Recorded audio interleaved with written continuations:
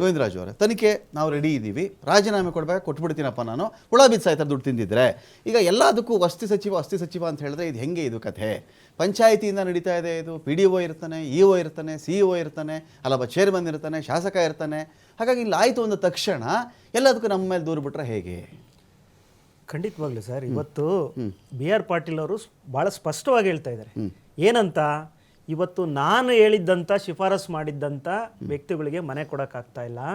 ಇವತ್ತು ಒಬ್ಬ ಪಂಚಾಯಿತಿ ಮೆಂಬರ್ ಹೋಗ್ಬಿಟ್ಟು ಮನೆಗಳನ್ನ ಅಲರ್ಟ್ ಮಾಡಿಸ್ಕೊಂಡು ದುಡ್ಡು ಕೊಟ್ಟು 10,000 ಕೊಡ್ತಾನೋ, 20,000 ಕೊಡ್ತಾನೋ, 30,000 ಕೊಡ್ತಾನೆ, ಮನಿ ಫಾರ್ ಮನೆ ಅಂತ ಹೇಳ್ಬಿಟ್ಟು ಇವತ್ತು ಆ ವ್ಯಕ್ತಿ ಹೇಳ್ದವ್ರಿಗೆ ಇವತ್ತು ಮನೆಗಳು ಸಿಗ್ತಾ ಇದೆ. ಒಬ್ಬ ಶಾಸಕನಾಗಿ 4-5 ಬಾರಿ ಗೆದ್ದಿರ್ತಕ್ಕಂಥ ವ್ಯಕ್ತಿ, ಕಾಂಗ್ರೆಸ್ನಲ್ಲಿ ಸೀನಿಯರ್ ಇರ್ತಕ್ಕಂಥ ವ್ಯಕ್ತಿ ಇವತ್ತು ನಾನು ಹೇಳಿದ್ರು ಮನೆ ಕೊಡ್ತಾ ಇಲ್ಲ ಅಂತ ಈ ಸರ್ಕಾರದ ಬಗ್ಗೆ ನಡ್ಕೊಂತ ರೀತಿ, ಭ್ರಷ್ಟಾಚಾರ ನಡೀತಾ ಇರೋದು ವಿಚಾರವಾಗಿ ಇವತ್ತು ನೇರವಾಗಿ ಆರೋಪ ಮಾಡ್ತಾ ಇದ್ದಾರೆ. ಕಾಂಗ್ರೆಸ್ನವ್ರಿಗೆ ಯಾಕೆ ಅರ್ಥ ಆಗ್ತಾ ಇಲ್ಲ ಇದು? ಒಬ್ಬ ಪಂಚಾಯಿತಿ ಮೆಂಬರ್ ಶಿಫಾರಸು ಮಾಡಿದ್ರೆ 10,000 20,000 ಕೊಟ್ಟು ಮನೆ ಅಲರ್ಟ್ ಮಾಡಿಸ್ಕೊಳಕ್ಕಾಗುತ್ತೆ. ಒಬ್ಬ ಶಾಸಕರಾಗಿ, ಹಿರಿಯರಾಗಿ, ಒಬ್ಬ CM ನ ಸಲಹೆಗಾರರಾಗಿ ಇರ್ತಕ್ಕಂಥ ವ್ಯಕ್ತಿಗೆ ಯಾಕೆ ಈಗ ಸಾಧ್ಯ ಆಗ್ತಾ ಇಲ್ಲ ಅಂದ್ರೆ, ನೀವು ಅಧಿಕಾರಿಗಳ ಮೂಲಕ ಇವತ್ತು ಭ್ರಷ್ಟಾಚಾರ ಅನ್ನೋದು ತಾಂಡವಾಡ್ತಾ ಇದೆ. ಇದು ಜಗಜ್ಜಾಹೀರಾಗಿ ಕಾಣ್ತಾ ಇದೆ. ಯಾಕೆಂದ್ರೆ ಈಗ ಆಲ್ರೆಡಿ ಈ ಸರ್ಕಾರ ಬಂದಾಗ್ಲಿಂದ ಭ್ರಷ್ಟಾಚಾರ ಮಾಡೋದ್ರಲ್ಲಿ ಬಹಳ ಎಕ್ಸ್ಪರ್ಟು. ಇದೇ ಮುಖ್ಯಮಂತ್ರಿಗಳು ಕ್ಯಾಬಿನೆಟ್ ಅಲ್ಲಿ ಒಪ್ಕೊಂಡ್ರಲ್ಲ, ಏನು ವಾಲ್ಮೀಕಿ ಅಭಿವೃದ್ಧಿ ನಿಗಮದಲ್ಲಿ 187 ಕೋಟಿ ಹಗರಣ ಆಗಿದೆ ಅಂತ ನಾವು ನೇರವಾಗಿ ಆರೋಪ ಮಾಡಿದಾಗ ಇದೇ ಮುಖ್ಯಮಂತ್ರಿಗಳು ಇಲ್ಲ 187 ಅಲ್ಲ 89 ಕೋಟಿ ಮಾತ್ರ ಅಂತ ಹೇಳ್ಬಿಟ್ಟು ಕ್ಯಾಬಿನೆಟ್ ಒಪ್ಕೊಳ್ಳೋಂತ ಕೆಲಸ ಮಾಡಿ ಇವತ್ತು ಏನು 136 ಸೀಟ್ ಕೊಟ್ರಲ್ಲ ಈ ಕರ್ನಾಟಕದ ಜನತೆ, ಕೊಟ್ಟಾಗ್ಲಿಂದ ಮಾಡಿರೋದು ಏನಾದ್ರೂ ಹೆಚ್ಚಿಂದ ಕೆಲಸ ಇದೆ ಅದು ಭ್ರಷ್ಟಾಚಾರ. ಗೋವಿಂದರಾಜ್ ಅವ್ರು ಹೇಳೋದು ಒಂದು ದೂರು. ಈಗ BR ಪಾಟೀಲ್ ಹೇಳಿದ್ರು, ರಾಜು ಕಾಗೆ ಹೇಳಿದ್ರು, ಬೇರೆ ಯಾರೋ ಪಂಚಾಯತಿಯನ್ನು ಹೇಳಿದ್ನೋ ಅಥವಾ ಯಾರೋ ಫೋನೇ ಮಾಡಿ ಹೇಳಿದ್ರು, ಬೇರೆ ವಿಚಾರ. ಒಂದು ಜವಾಬ್ದಾರಿಯುತ ಪ್ರತಿಪಕ್ಷವಾಗಿ ನೀವು ಒಂದು ದೊಡ್ಡ ಹೋರಾಟ ಮಾಡಿ ಇದಕ್ಕೆ ಒಂದು ದೂರು ದಾಖಲಾಗಲಿ.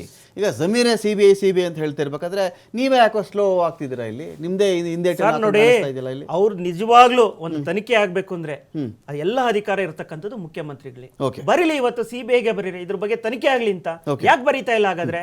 ನೀವು ಬಾಯಿನಲ್ಲಿ ಹೇಳ್ಬಿಟ್ಟು CBI ತನಿಖೆ ಆಗ್ಲಿ ಅಂತ ಹೇಳ್ಬಿಟ್ಟು ನುಚ್ಕೊಳಕ್ಕೆ ಕೆಲಸ ಆದ್ರೆ 5,000 ಕೊಟ್ಟಿದ್ದೆ ಇದೇ ಸಚಿವರಿಗೆ ಅಧಿಕಾರ 5,000 ಕೊಟ್ಟಿದ್ಯಾರು, 10,000 ಕೊಟ್ಟಿದ್ಯಾರು, ಯಾರು ಬರ್ಲಪ್ಪ ಮುಂದಕ್ಕೆ ಬರ್ಲಪ್ಪ ಸರ್. ಈಗ ಒಂದು ಕೊಟ್ರಂತೆ ಇದು ಯಾರು, ಯಾವ ಸೈಟ್ ನಂಬರ್, ಯಾವ ಮನೆ ನಂಬರ್, ಯಾವ್ದೋ ಒಂದು ವಿರೋಧ ಪಕ್ಷದ ಹೇಳೋದಕ್ಕಿಂತ ಹೆಚ್ಚಿನದಾಗಿ ಅವ್ರದೇ ಪಕ್ಷದ ಒಬ್ಬ ಪ್ರಮುಖ ಶಾಸಕರು ಇವತ್ತು ಆರೋಪ ಮಾಡ್ತಾ ಇರ್ತಕ್ಕಂಥದ್ದು.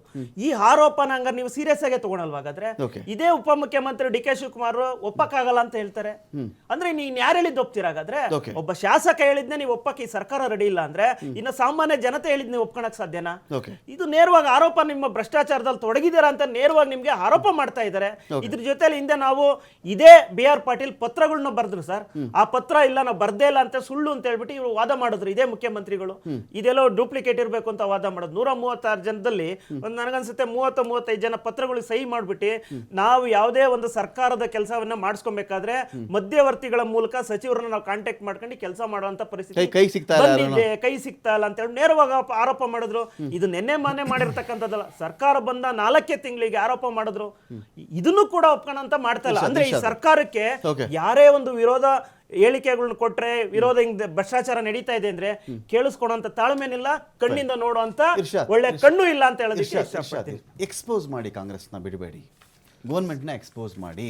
ನಿಮಗೆ time and again they are giving the opportunity to you people. Actually ನಾವು ಎಕ್ಸ್ಪೋಸ್ ಮಾಡೋ ಅವಶ್ಯಕತೆ ಇಲ್ಲ. ಇದೇನಂದ್ರೆ ಕರ್ನಾಟಕದಲ್ಲಿ ನವೆಂಬರ್ ಅಲ್ಲಿ ಒಂದು ಫಿಲ್ಮ್ ರಿಲೀಸ್ ಆಗ್ತಾ ಇದೆ. ಸಿದ್ದರಾಮಯ್ಯ ಅವರು DK ಶಿವಕುಮಾರ್ ಅವರು ಸೇರ್ಕೊಂಡೇ ಮಾಡಿರೋ ಮೂವಿ ಇದು, ಹೊಸ ಮೂವಿ ಏನಿಲ್ಲ. ಇವಾಗ ಟ್ರೈಲರ್ಗಳು ಬಿಡ್ತಾ ಇರೋದು ಇವರು. ನವೆಂಬರ್ ಅಲ್ಲಿ ಏನಾದ್ರು ಬದಲಾವಣೆ ಆಗಿಲ್ಲ ಅಂದ್ರೆ ಆಬ್ವಿಯಸ್ಲಿ ಸರ್, ಇದ ಟ್ರೈಲರ್ ಏನಕ್ಕೆ ಅಂದ್ರೆ ಯಾವಾಗ ನೋಡಿದ್ರು BZ ಜಮೀರ್ ಅಹಮದ್ ಖಾನ್ ಅವರು ಏನಾದ್ರು ಯಾರು ಸಿದ್ದರಾಮಯ್ಯ ಪರವಾಗಿ ಯಾರಾದ್ರೂ ಮಾತಾಡಿದ್ರೆ ಮೊದಲು ಮಾತಾಡೋದೇ ಇವರು. ಅದಕ್ಕೆ ಮೊದಲೇ ರೈಟ್ ಹ್ಯಾಂಡ್ಗೆ ಡಮಾರು. ಅದಕ್ಕೆ ಪ್ಲಾನ್ ಮಾಡ್ಕೊಂಡು ನೋಡಿ ಸರ್, ಇವಾಗ BR ಪಾಟೀಲ್ ಅವ್ರು ಫೋನ್ ಮಾಡಿದ್ರು. ಯಾರ್ಗ್ ಮಾಡಿದ್ರು? ಸರ್ಫರಾಜ್ ಅವ್ರಿಗೆ ಮಾಡಿದ್ರು. ಆ ವಿಡಿಯೋ ಲೀಕ್ ಮಾಡಕ್ಕೆ ಇಲ್ಲ ಅಂದ್ರೆ BR ಪಾಟೀಲ್ ಅವ್ರು ಮಾಡಿರ್ಬೇಕು, ಇಲ್ಲ ಅಂದ್ರೆ ಸರ್ಫರಾಜ್ ಖಾನ್ ಮಾಡಿರ್ಬೇಕು. ಈ ಮಾಧ್ಯಮದವ್ರಿಗೆ ಹಂಗೆ ಏನೋ ಏರಿಂದ ಸಿಕ್ಕಿಲ್ಲ, ಅದು ಯಾರಾದ್ರೂ ಲೀಕ್ ಮಾಡಿದಕ್ಕೆ ಸಿಕ್ಕಿರೋದು. ಅದ್ರ ಹಿಂದೆ ಯಾರಿದಾರಂತ ಕಾಂಗ್ರೆಸ್ ಅವ್ರು ಹೇಳ್ಬೇಕು. ಇದ್ರ ಆಟ ಎಲ್ಲ DK ಶಿವಕುಮಾರ್ ಕೂತ್ಕೊಂಡು ಆಡ್ತಾ ಇರೋ ಆಟ. ನನ್ಗೇನಾದ್ರೂ CM ನವೆಂಬರ್ ಅಲ್ಲಿ ನೀವು ಬಿಟ್ಕೊಟ್ಟಿಲ್ಲ ಅಂದ್ರೆ ಈ ಆಟಗಳು ಮುಂದೆ ಬರೆಯುತ್ತೆ ಅಂತ. ಏನೋ DK ಶಿವಕುಮಾರ್ ಅವರು CM ಆದ್ರೂ ಏನೋ ಬದಲಾವಣೆ ಅಂತೂ ಆಗಲ್ಲ. ಕರ್ನಾಟಕದಲ್ಲಿ ಇನ್ನೂ ಲೂಟಿ ಜಾಸ್ತಿ ಆಗತ್ತೆ. ಇವಾಗ ಸಿದ್ದರಾಮಯ್ಯ ನಾನು ಇಲ್ಲಿ 2 ಭಾಗ ಬರುತ್ತೆ ಇರ್ಷಾದ್ ಅವ್ರು, 2 ಭಾಗ. ನೀವು ಕಾಂಗ್ರೆಸ್ ಪಕ್ಷದಲ್ಲಿ ಯಾರು CM ಆಗಬೇಕು, CM ಆಗಬಾರ್ದು, ಯಾರು ಟಾಪಲ್ ಮಾಡ್ತಾ ಇದ್ದಾರೆ ಸೀಟ್ನ, ಇದಾಗಬಾರ್ದು ಅಂತ ಅದಕ್ಕೆ ಮಾತಾಡಕ್ಕೆ ಕೂತಿದ್ದೀರಾ ನೀವು, ಅಥವಾ ಒಂದು ವಸತಿ ಇಲಾಖೆಯಲ್ಲಿ ಏನೋ ಹಗರಣ ನಡೆದಿದೆಯಂತೆ, ಯಾರ ಸಮಸ್ಯೆಗಳಾಗ್ತದೆ ಇದ್ರ ಬಗ್ಗೆ ಮಾತಾಡಕ್ಕೆ ಬಂದಿದ್ದೀರಾ ನೀವು? ಸರ್ ಹಗರಣದ ಬಗ್ಗೆನೇ ಮಾತಾಡಕ್ ಬಂದಿರೋದು. ಆದ್ರೆ ಹಗರಣ ನೀವು ಜಮೀರ್ ಅವ್ರನ್ನ ಸೇಫ್ ಗಾರ್ಡ್ ಮಾಡ್ತಾ ಇದ್ದೀರಾ ಈ ಡಿಬೇಟ್ ಅಲ್ಲಿ. ಎಂತದು ಇಲ್ಲ ಸರ್, ಏನಕ್ಕೆ ಸೇಫ್ ಗಾರ್ಡ್ ಸಿದ್ದರಾಮಯ್ಯ ಅವ್ರನ್ನ ಸೇಫ್ ಗಾರ್ಡ್ ಮಾಡ್ತಾ ಇದ್ದೀರಾ ನೀವು? ಎಂತದು ಇಲ್ಲ, ನಾವು ಜಮೀರ್ ಅವ್ರಿಗೆ ಏನು ಸೇಫ್ ಗಾರ್ಡ್ ಮಾಡ್ತಾ ಇಲ್ಲ. ಜಮೀರ್ ಅವ್ರು ಏನೋ ಅದೇನೋ ಹೇಳ್ತಾರಿಲ್ಲ, ಯಾರ್ದೋ ನೆನೆ ಒಂದು ಸ್ಟೇಟ್ಮೆಂಟ್ ಅಲ್ಲಿ ಹೇಳಿದ್ರು ಸತ್ಯ ಹರಿಶ್ಚಂದ್ರ ಮಕ್ಳಿಲ್ಲ ಅಂತ. ನಿಜಾನೇ ಅದು, ಇವ್ರು ಏನು ಸತ್ಯ ಹರಿಶ್ಚಂದ್ರ ಮಕ್ಳು ಏನಿಲ್ಲ. ಹೋಗೋ ಜಾಗದಲ್ಲಿ ಎಲ್ಲ 10 ಲಕ್ಷ 5 ಲಕ್ಷ ಕೊಡ್ತಾರ ಅಂದ್ರೆ ಏನ್ ಮನೇಲಿ RBI ಬ್ಯಾಂಕ್ ಓಪನ್ ಮಾಡ್ಕೊಂಡು ಯಾರು ಕೊಡೋದು? ಇವ್ರು ಹೇಳ್ತಾರಲ್ಲ ಕಾಂಗ್ರೆಸ್ ಅವರು, ನಮ್ಮ ಹೃದಯವಂತ MLA ಮಿನಿಸ್ಟರ್ ಯಾರು ಎಲ್ಲೋದ್ರು ಕಾಂಗ್ರೆಸ್ ಅವ್ರು ಹೇಳ್ತಾರಲ್ಲ ಸರ್. ಇವಾಗ ಸ್ಟೇಟ್ಮೆಂಟ್ ಜಮೀರ್ ಅವ್ರಿಗೆ ಹೇಳ್ತಾರ ಅಂತ ಹೇಳ್ತಾ ಇರೋದು. ಜಮೀರ್ ಅವ್ರಿಗೆ ಏನಕ್ಕೆ ಬೇಕು, ಅದು 5,000 20,000 ಅಂತಾರೆ. 5,000 20,000 ಇಲ್ಲ, ಇದು 5 20,000 ಜೋಡಿಸ್ಕೊಂಡ್ರೆ ಎಷ್ಟೋ ಕೋಟಿ ಹೋಗುತ್ತೆ. ಅದು ದೊಡ್ಡ ಹಗರಣನೇ. ಅದೇ ದುಡ್ಡು ತಗೊಂಡ್ ಬಂದು ಇವ್ರು ಆಗ್ತಾ ಇರೋದು. ಇವ್ರ ಮನೆಯಿಂದ ಏನ್ ತಗೊಂಡ್ ಬಂದ್ DK ಶಿವಕುಮಾರ್ ಎಕ್ಸ್ಪೋಸ್ ಮಾಡ್ಬಿಟ್ಟಿದ್ದಾರೆ. ಹೌದು, DK ಶಿವಕುಮಾರ್ ಎಕ್ಸ್ಪೋಸ್ ಮಾಡಿರೋದು, BR ಪಟೇಲ್ ಅವ್ರು ಬಿಟ್ಟಿನೇ ಮಾಡ್ಸಿರೋದು. ಏನಕ್ಕಂದ್ರೆ ಜಮೀರ್ ಅಹಮದ್ ಖಾನ್ ಏನಾದ್ರು ಬಿಟ್ರೆ ಹಿಂಗೆ ಇನ್ನ ನನ್ ಮುಂದೆ ಚೇರ್ಗೆ ಇವರು ಏನಾದ್ರು ಮಾಡ್ತಾನೆ. ಸ್ಟಿಂಗ್ ಆಪರೇಷನ್ ಮಾಡ್ಬಿಟ್ಟು ಹೌದು, ಅವಾಗ ಏನ್ ಹೇಳ್ತಾರೆ ಜಮೀರ್ ಅಹಮದ್ ಖಾನ್, ಚೇರೇ ಖಾಲಿ ಇಲ್ಲ ಏನಕ್ಕೆ ಅದ್ರ ಬಗ್ಗೆ ಮಾತಾಡ್ತೀರಾ ಅಂತ ಹೇಳಿದ್ರೆ, ಅದಕ್ಕೆ ನಿಮ್ ಚೇರೆ ಎಲ್ಲಾಡ್ಸ್ಬಿಟ್ರೆ, ನಿಮ್ ಚೇರ್ ಇದ್ರೆ ತಾನೇ ನೀವು ಚೇರ್ ಬಗ್ಗೆ ಮಾತಾಡ್ತೀರಾ. ಮೊದ್ಲು ನಿಮ್ ಚೇರೆ ಹೊಡೆದಾಕೋಣ ಅಂತ ಪ್ಲಾನ್ ಮಾಡಿರೋದು. ಇದು ಹಗರಣ ಅಂತೂ ನಡೆದಿದೆ. ಹಗರಣ ಇಲ್ಲ ಸರ್ಕಾರನೇ ಇಲ್ಲ. ಕಾಂಗ್ರೆಸ್ ಅಲ್ಲಿ ಇವಾಗ ಭ್ರಷ್ಟಾಚಾರ ಅನ್ನೋದು ಎಲ್ಲ ರೆಕಾರ್ಡ್ಗಳು ಮುರಿದ್ಬಿಟ್ಟಿದೆ. ಕರ್ನಾಟಕದಲ್ಲಿ ಎಷ್ಟು ಸರ್ಕಾರಗಳು ಹೋಯ್ತು, ಅದಕ್ಕಿಂತ ಜಾಸ್ತಿ ಹಗರಣಗಳು ನಡೀತಾ ಇರೋದು ಈ ಸರ್ಕಾರದಲ್ಲಿ.